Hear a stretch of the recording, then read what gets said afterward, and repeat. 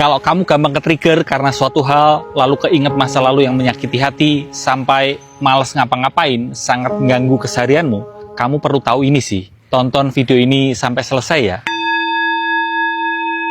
Jadi perlu kita pahami dulu, di momen kita mengalami peristiwa yang kita rasa menyakiti hati, dalam rangka mekanisme pertahanan diri, pikiran kita itu akan lebih mengingat dibanding peristiwa yang nyenengin.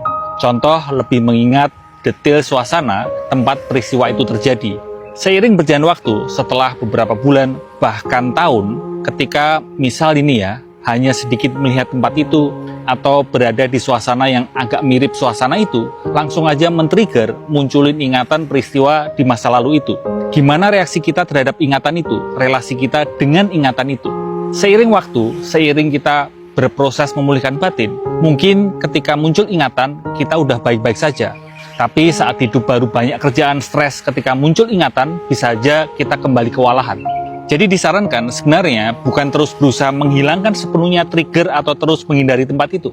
Karena kan bisa aja kita nggak mungkin bisa menghindari sepenuhnya kan.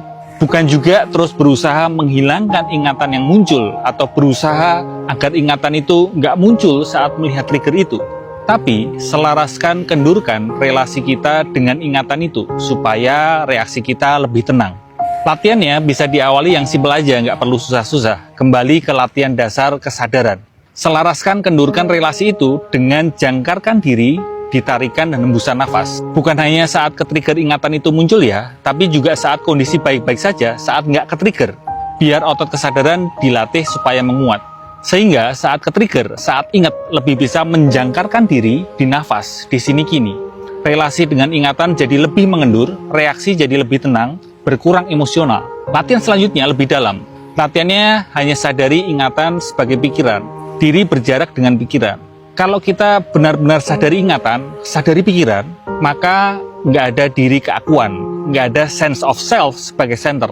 Yang ada hanya ingatan, hanya pikiran. Dan karenanya nggak ada konflik. Gitu aja dulu ya. Semoga selaras.